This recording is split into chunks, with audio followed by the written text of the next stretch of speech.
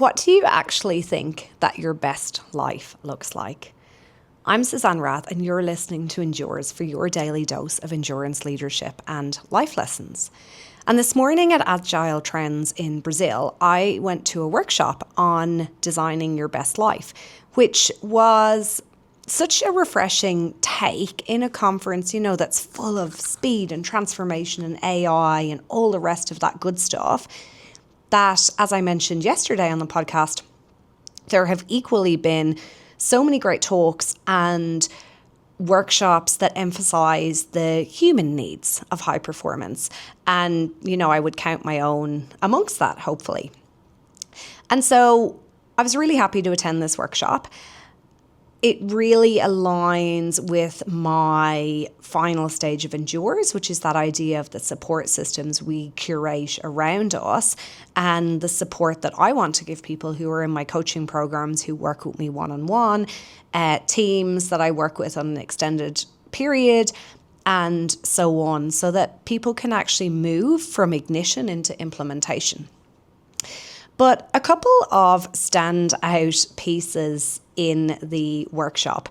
So number one, there was a lot of talk about culture. And culture is something I'm really passionate about in my clinical business, and connecting people to our vision and values and culture by design. We have like a cultural manifesto. We have weekly check-ins. But, there was still some really great ideas for things within this workshop. Things like how we design our workspaces to enable people to connect a little bit better.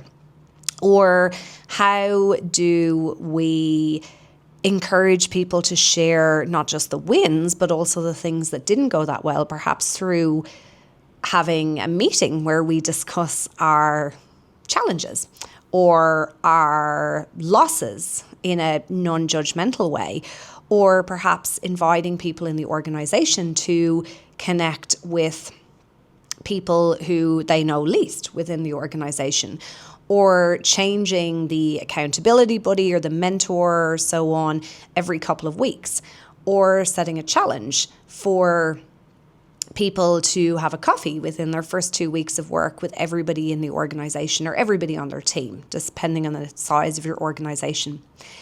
And the second thing, which really resonated with me, because it's a slightly different way of how I teach it, but I found it great, was how we actively curate our support networks. And so she talks about flex, rest, tone, and oh my gosh, I've just forgotten the fourth one. Flex, rest, tone, and expand. And so expand is if we need to increase our social network. And how do we do that? So in the workplace, do we start having conversations with people that we don't know? If we are a leader and owner, how do we reach out to our peer group? How do we get rid of the loneliness? There was a lot of statistics on loneliness, which is such a problem because we can be lonely even with people around us. And particularly the founder journey, the leader journey is extremely lonely. And I have been there, and that's something that I want to combat in the people that I work with. So, how do we actively curate the right people around us? Then how do we flex? So if we already have some of the right people around us, how do we make sure that we reconnect with them? So I have, processes where I'll diarize connections with, say, friends overseas or friends in different states and so on to try and keep that connection going. How do we rest? So if our social battery is a bit overextended, as mine has been a little bit the last couple of days, it is challenging to attend a conference where you don't speak the language. And to be one of the only presenters in English, I'm very grateful to have been invited to join and, for some of the amazing conversations and amazing people that I've met. But it certainly is tiring. And so, what do you do to rest your social battery rather than quitting? And then the fourth piece was just how do you actually protect what already works? So looking at your life. And this, really ties into my refocus and reset piece, which is all around celebrating our wins, looking at what already works for us.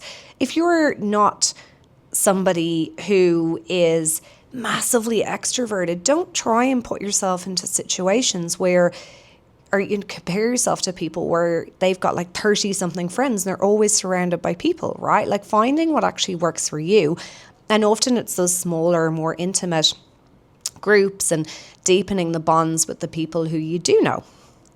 So I hope that you've taken something out of this episode today and you can start to think about who is actually in your corner. And something that I invite people to do quite a bit when we do my performance pulse check, which is just a little one-on-one, once-off coaching session to look at your vitality, alignment and connection, and hopefully get you some more energy and engagement and motivation, is I invite people to look at how energizing the relationships in their lives actually are. And, trying to minimize some of those times with energy draining people. Sometimes it's not always possible, but sometimes we have these legacy friendships and, legacy family relationships that we feel compelled to see these people. And it's all about how do we protect ourselves and our own energy within those situations. Thank you for joining me, and I'll see you tomorrow for more from Endures. Bye.